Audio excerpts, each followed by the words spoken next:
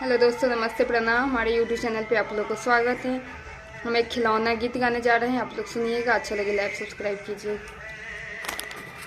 नदिया है तोरा निश्चित बोले वो, नदिया है तोरा निश्चित बोले वो, नदिया है तोरा निश्चित बोले वो। एक आना सोना हम सोनरा के देव, एक आना सोना हम सोनरा के देव। सोनेरा रे ओय में तीन चीज बनबी है, सोनेरा रे ओय में तीन चीज बनबी है।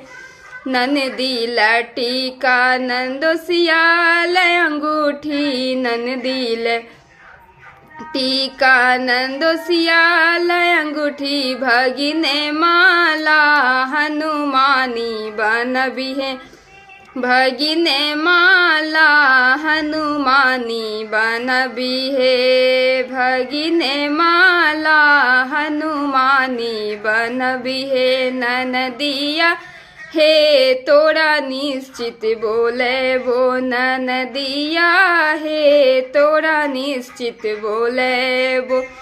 1 मीटर कपड़ा हम दर्जी के देव, 1 मीटर कपड़ा हम दर्जी के देव।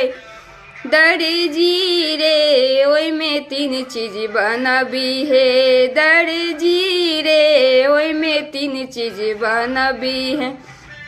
नंदीला ब्लाउज नंदोसिया ले कुर्ता, नंदीला ब्लाउज नंदोसिया ले कुर्ता। भगिने माला शेरवानी बनबी है, भगिने माला शेरवानी बनबी है।